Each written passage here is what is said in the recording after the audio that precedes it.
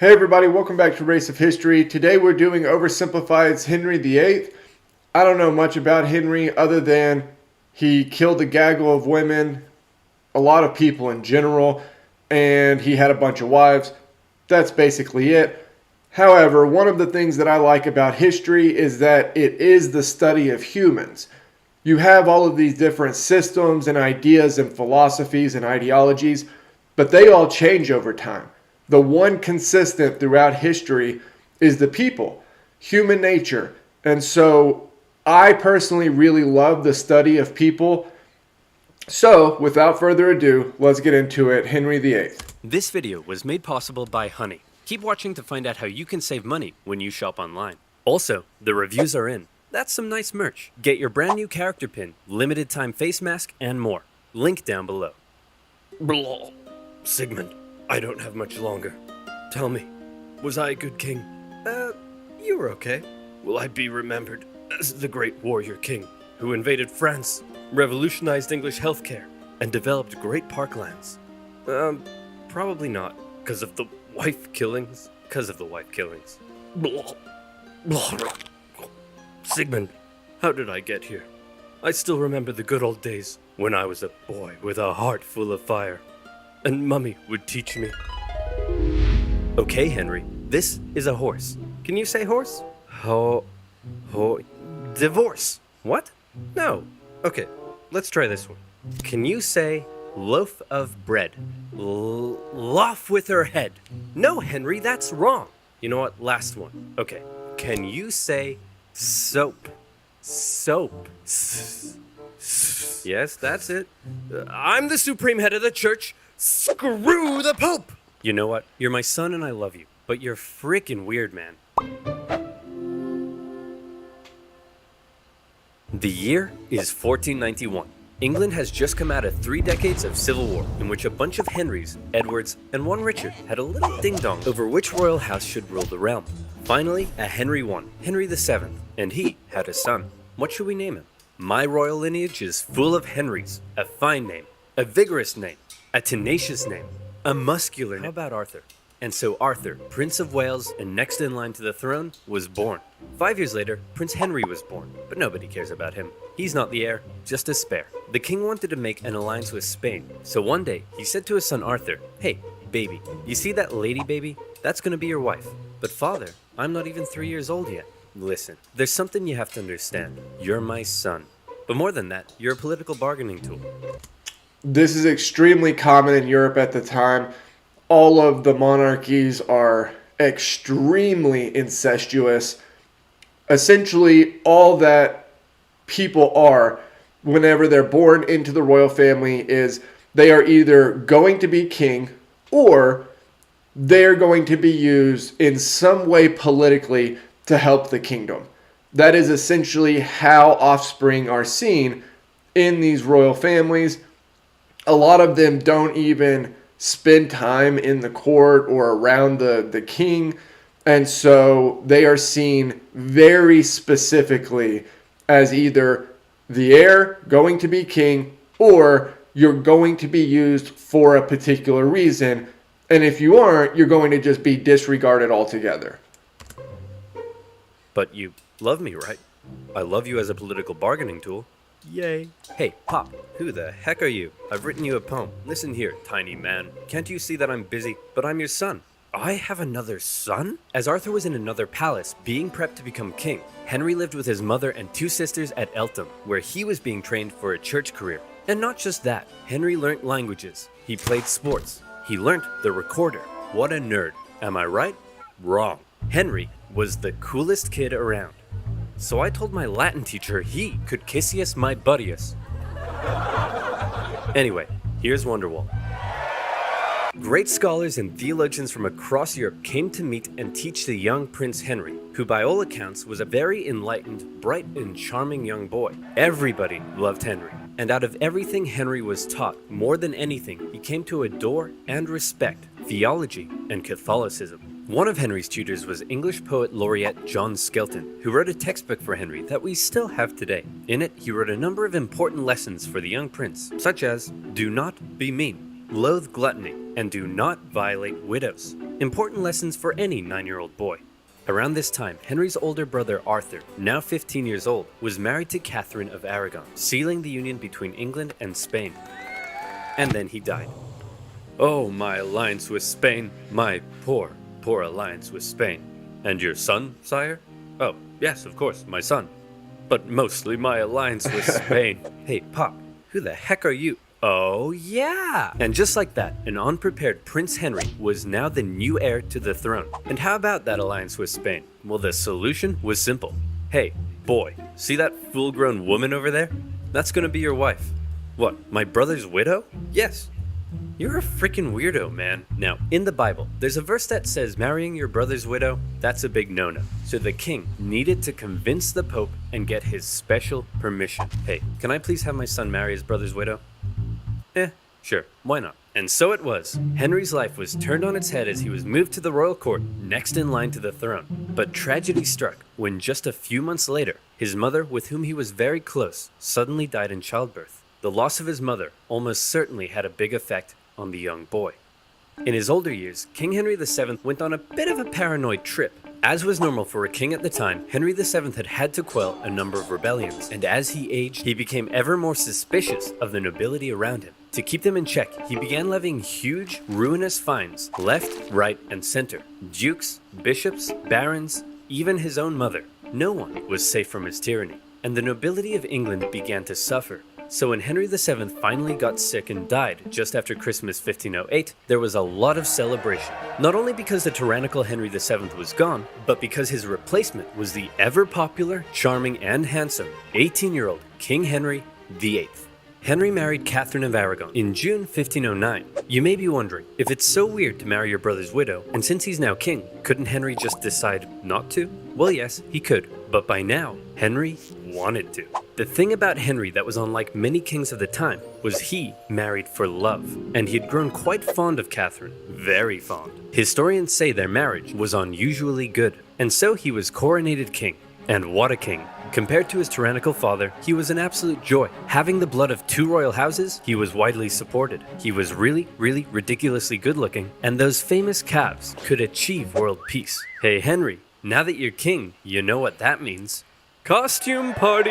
Henry pranced around the palace playing dress up with his friends. He wrote plays. He sang songs. He danced. A true Renaissance man, very different from the gluttonous wife killer we think of today. In his early reign, people from near and far would come to ask favors of the generous king. Hey man, could I gain ownership of some land near Upton Snodsbury? Sure thing, pal.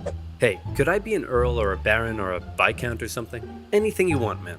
Could I get, just a really cool pig that has, freaking metal wings and 8 legs and shoots flippin' lasers and it can grow more pigs out of it for extra pigs? Say no more. Hey, guys, I was just checking up on the financial report and what the hell?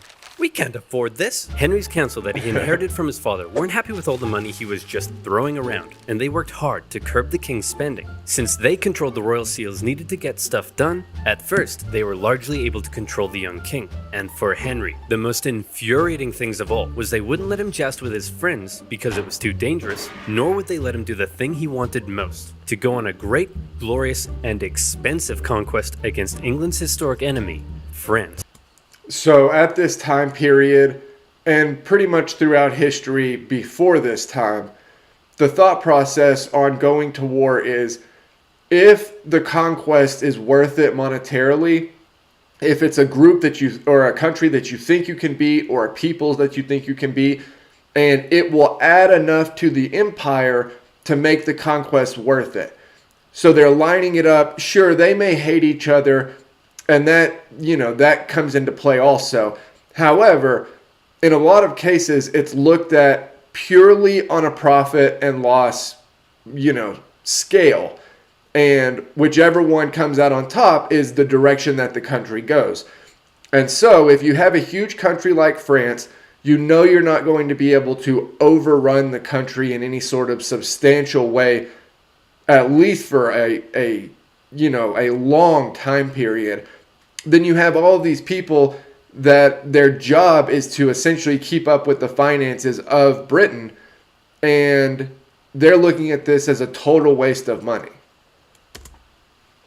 Please, guys, I'll keep it cheap. How? I'm glad you asked. I've got a promo code. For the financial burden of war? Yes. Honey is the free browser extension that automatically finds promo codes when you're part of the Venmo and PayPal family. So you know it's legit. Get Honey for free at joinhoney.com/oversimplified. Yeah, go support Oversimplified. That's They do really, joinhoney.com really great slash videos. Oversimplified. And you'll also be supporting my channel. So thank you. Now, where were we? Oh yeah.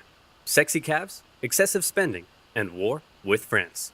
Henry wanted glory. He wanted to go down in history. If he didn't go to war in France, was he even the King of England? Man, I want to go to war so bad, but the council won't let me. Hey, maybe I can help with that. Whoa, it's Cardinal Wolsey, one of my best friends despite being an old-ass man. Cardinal Wolsey knew that if he helped King Henry, there'd likely be something in it for him. So what was his great, intricate plan to curb the council's power? You're the king, dum-dum. You can do whatever you want. What? Wolsey began writing bills that simply didn't require the seals, and thus Henry was back on top. For his efforts, Wolsey began to climb the ranks, and he became something of a yes man for King Henry, encouraging Henry to frolic and play while Wolsey took care of business. Hey, kid, you want to go on an adventure? Do I ever? The Pope was at war with France and he needed some help. He offered the young, impressionable King Henry 100 Parmesan cheeses, some wine, and a golden rose if he came to the Pope's aid, and Henry was all in. This is the time period where the church and the Pope are huge geopolitical players in Europe. They have a bunch of money, they have a bunch of power, and they throw that weight around extremely consistently. And so when you're looking at any of these countries in this time period, or anywhere near this time period, you can't look at the country as an individual. You have to look at the influence of the Catholic Church and the Pope, whoever it is at a specific time period, in how it involves that specific country, because it does. It changes the way that countries move and the directions that they go. At this point in his life, he still respected the church and loved the Pope. And here was the chance for war he had been waiting for. He still didn't have an heir, a fairly big problem for a monarch at the time. But right now, the only kind of smashing he was interested in was smashing French guys in the face. And so off he went. The English already held the French city of Calais. From there, Henry made a glorious victory at the Battle of the Spurs. He took the French cities of Terouanne and Tournai. Word of his victories spread. This was it. Here was the glory he had been waiting for. Back home, his beautiful wife also led armies to victory in Scotland. And better yet, she was pregnant. Soon, Henry would have an heir. All of Henry's wildest dreams were coming true. Oh, he ran out of money.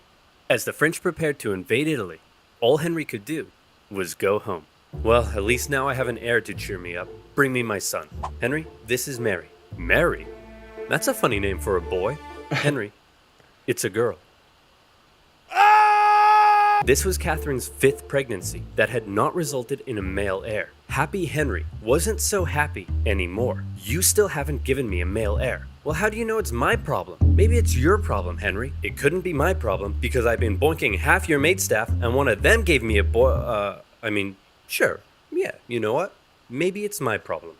I'll look into that. Cardinal Wolsey, now Henry's Lord Chancellor, knew his job depended on keeping Henry happy. And so he said, well, if you can't be the great warrior, then how about the great peacemaker? Not as cool, but okay. And so the Field of the Cloth of Gold, a glamorous peace summit between England and France, was held. The King of France, Francis I, was essentially the French version of King Henry. And the whole thing was basically one giant codpiece measuring contest. The two sides did agree to a peace treaty. However, it didn't last long. You see, there was a third major player in European politics at the time, an exquisite specimen of royal inbreeding, an heir to a huge inheritance, and a chin that could hit a home run. Holy Roman Emperor Charles V. He was Henry's wife's nephew. Henry had helped him out in the past to put down a Spanish rebellion, and now the two wanted to make an alliance, and so a marriage was arranged. Mary, I'd like to introduce you to your 22-year-old fully grown adult cousin, and now your future husband. Ew, he looks inbred. Mary!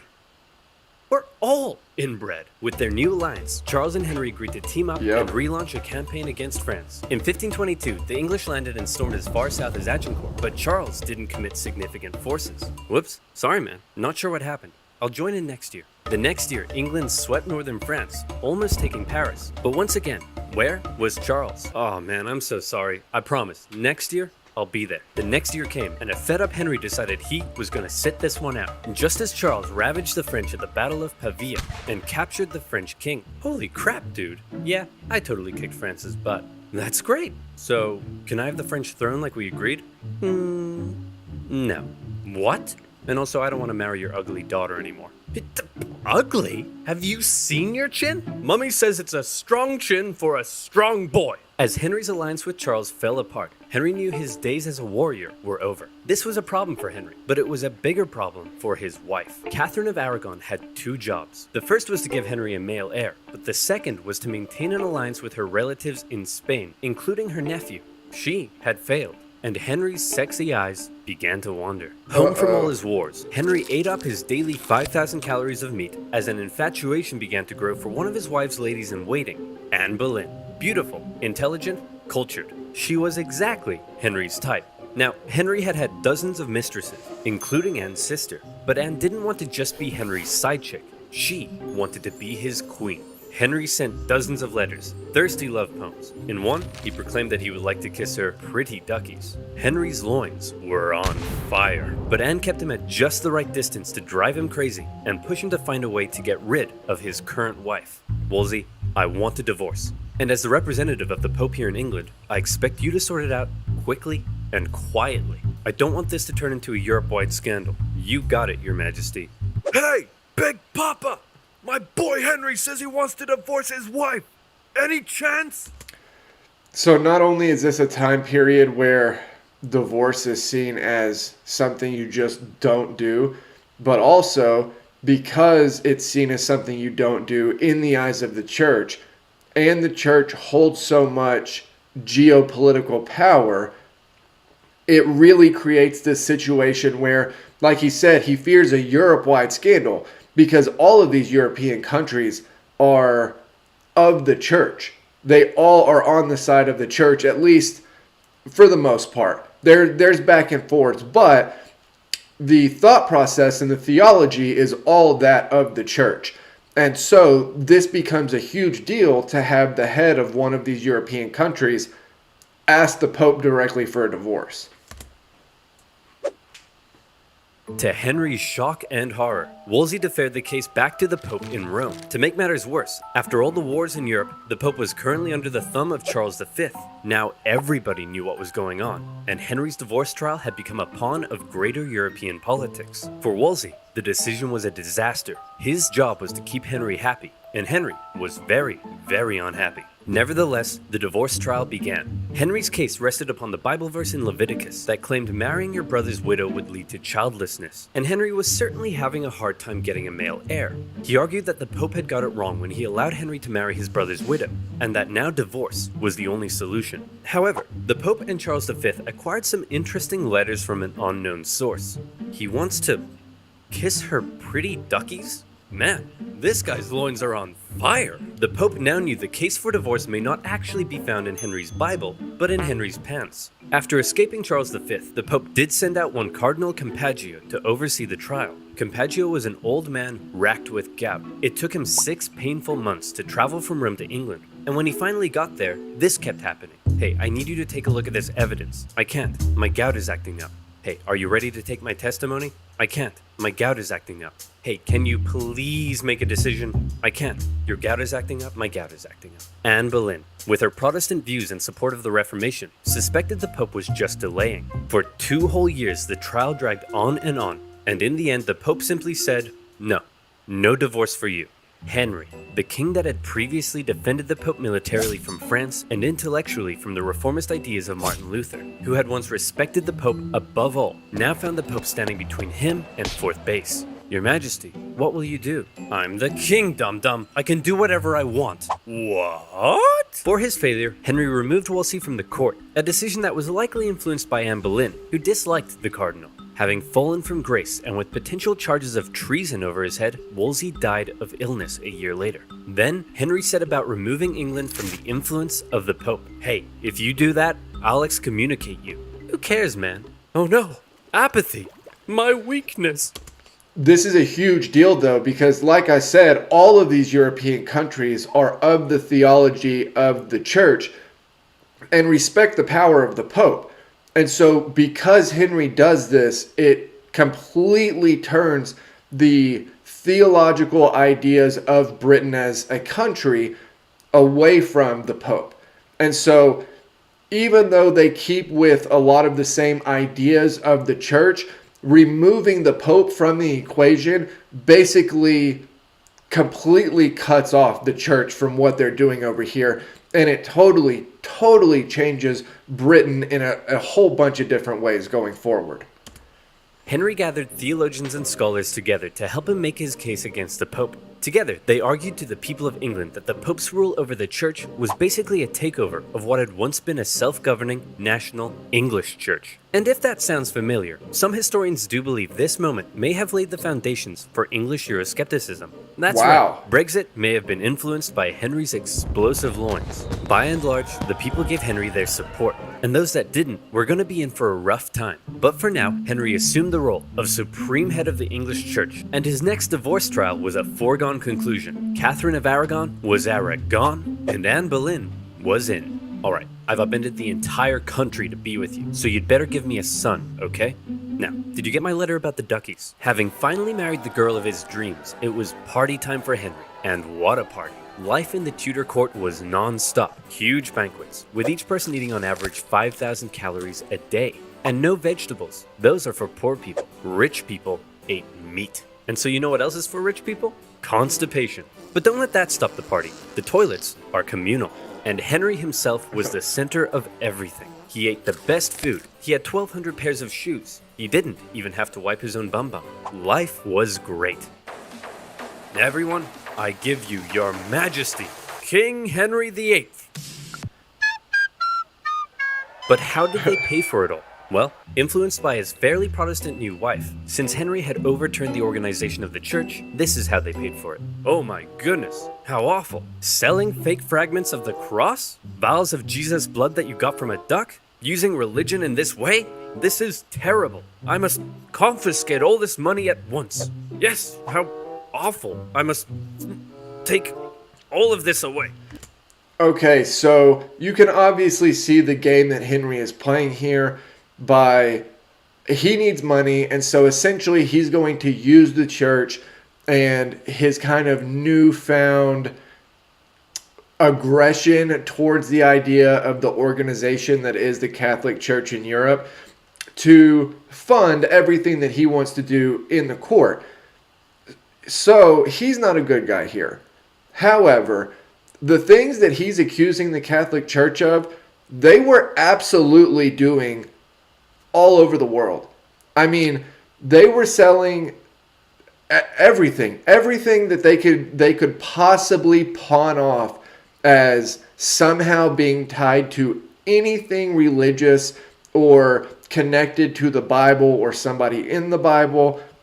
They were selling all of it. Even if those particular artifacts that they were selling were already somewhere else in the world, at a different church or put up somewhere else, they were still acting like this was a part of it or associated with it. And so they aren't the good guys either. There aren't any good guys in this particular story.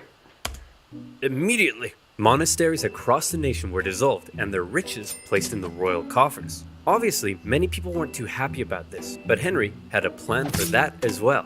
Henry's descent into tyranny had begun, as any who rejected his new claim as supreme head of the English church found their heads on the chopping block. And so Henry partied. He danced, he sang, he ate, he jousted.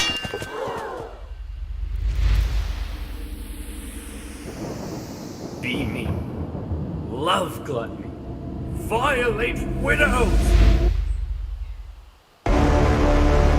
In 1536, Henry fell from his horse in a jousting accident. Not for the first time, but certainly the heaviest fall he had taken yet. Some historians believe the brain damage caused by the incident may have violently accelerated Henry's descent into tyranny. Wow. Executions in England ramped up. During his reign, it's estimated 57 to 72,000 people were put to death. Jeez. Rich or poor, big or small, no one was safe. And the most prominent victim of all was to be Henry's own wife. It had been 3 years since their marriage. Anne had been pregnant 4 times, yet she had only been able to produce one healthy child, a girl. What's more, it's possible she had been going around insulting Henry's manhood. Henry's eyes, once again, began to wander. His new top man, Thomas Cromwell, didn't want to end up like Cardinal Wolsey, and so he came up with a plan. There was a court musician who had been quite flirtatious in public with the Queen. Well, Thomas Cromwell and his boys got a forced confession out of him, saying that it didn't stop at innocent flirtation, and the charges came rolling in. Listen, Anne, we need to talk. Oh no, you're gonna divorce me, aren't you? Just like your last wife. Aw, no, come here, shh, no, I'm not gonna divorce you.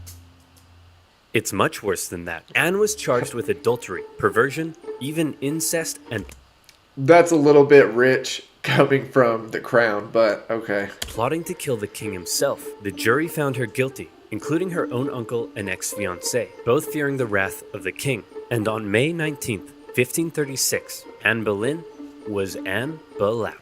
Literally the next day, Henry married one of Anne's ladies-in-waiting, Jane Seymour, his third wife. After Anne had smack-talked his manhood, and since he still had no male heir, Henry went on a campaign to ensure the public knew he was as virile as it gets. He had this famous portrait painted of the manliest man I've ever seen, and later, he would even have his physician make a declaration about his health. King Henry is a fine specimen of a man, and please don't make me say this. Say it. And every time I look at him, I wish I was a woman. The truth is, after his jousting accident, the king had badly injured his leg and was no longer very active, yet he was still eating his daily 5,000 calories. So by now, Henry was extremely unhealthy. For the remainder of his life, he would incur a number of illnesses, and his injured leg ulcers would ooze stinking pus. A fine specimen of a man indeed. On the church front, Henry's new and now pregnant wife was a devout Catholic, and she pleaded with the king to reinstate the monasteries. Henry was sick of wives meddling in his business, and he bluntly warned her to remember what happened to Anne Boleyn. Since splitting with the Pope, Jesus. Henry had been hard at work determining the theology of his new Church of England. It kept many Catholic traditions, while on the other hand embracing some reformist ideas, such as requiring the use of a new Bible not in Latin, but in English. The cover of Henry's new Bible depicted the people appearing to worship a giant King Henry. And in the corner, there's some people being put to death, just for good measure. For any who opposed Henry's ideas, whether Catholic or Protestant, for any who rebelled against him, it would be off with their heads. In October 1537, Henry finally got what he had been waiting for. His wife Jane gave birth to a healthy boy. However, the triumph soon turned to tragedy, as Jane Seymour died days later from complications during the birth. Henry mourned Jane, the woman who had given him a son, for 2 years. Your Majesty, it's time to choose your next wife. Thomas! Not now! Can't you see I'm in mourning? That one. The woman Thomas Cromwell had lined up for Henry's next marriage was the sister of a powerful German duke. But all Henry cared about was that she was pretty as pie, and Thomas Cromwell promised that indeed she was. However, when she arrived in England, Henry was less than pleased. Your Majesty, let me introduce you to your fourth wife, Anne of Cleves.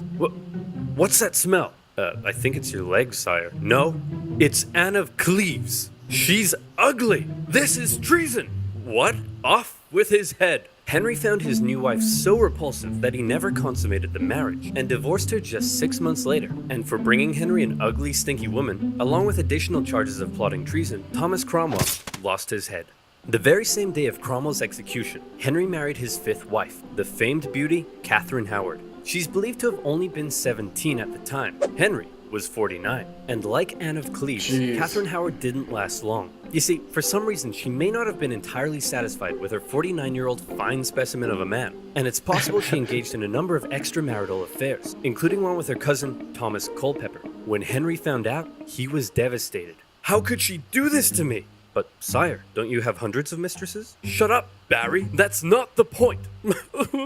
Your Majesty, you're crying. I'm not crying. It's just that sometimes, when I get sad, water comes out of my eyes! For her treason, Catherine Howard met the same fate as Anne Boleyn in 1542. So, we've had divorced, beheaded, died, divorced, beheaded, look out, here comes survived. Henry married the daughter of a royal official, Catherine Parr, in 1543, and she appears to have been a good companion to Henry. She cared for the aging king, who by now was so heavy it took several men to winch him onto his horse. She acted as a mediator within the family and convinced the king to restore his two daughters to the line of succession. Their marriage did have one hiccup, however, when Catherine dared disagree with the king over the subject of theology. It's a miracle because when the priest says the words of institution, the bread turns into the body of Christ. Well, if you put the bread in a box for 3 months, is it a miracle that it turns moldy?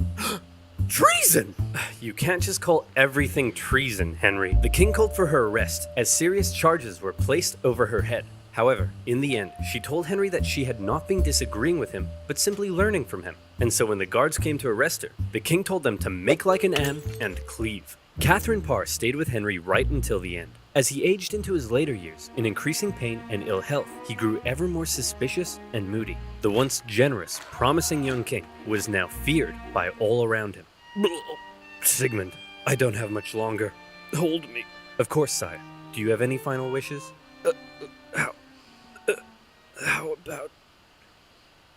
How about one last conquest in France? And so in 1544, Henry made for Calais. The pesky French had been supporting the Scottish in their ongoing wars with England, and they also owed Henry some money. So the extremely unhealthy king personally led a siege against the French city of Boulogne. The English dug tunnels under the castle, and on the 13th of September, the French surrendered. A glorious victory for Henry. In actuality, the whole misadventure nearly bankrupted England, and they ended up giving Boulogne back to the French a few years later. But shh, don't tell Henry. He's having his moment. Finally, in 1547, a 55-year-old Henry, lapsing in and out of consciousness, passed away. His son, Edward, succeeded him, but died just 5 years later. His daughter, Mary, briefly took the reins and steered the country back towards the Pope. But then his second daughter embraced reformist ideas and gradually transformed England into a Protestant country. Henry's desperation to marry Anne Boleyn and his resulting feud with the Pope had changed the course of English history and religion forever. Unfortunately, none of Henry's children had heirs, and when Elizabeth I died, Henry's lineage ended, with the House of Stuart replacing the House of Tudor. So then you might think, all that effort, a life filled with so much frustration, yet he never conquered France, he barely had a male heir, and his lineage died out. The egotistical man Henry grew sick and cruel, and then died. So why are we all so fascinated with King Henry VIII? Why not Henry II or IV? Well, without mentioning the many important things his reign did achieve, one of his biggest goals was to go down in history. And you can put a big green check beside that one, because everything he did and how he asserted his control and authority over everyone around him has come to be viewed as the epitome of the word king. And also because of the wife killings? Yeah, definitely the wife killings. Okay, that was Oversimplified's Henry VIII. Like, comment, subscribe, help me keep building the channel over here, and I will see you guys next time.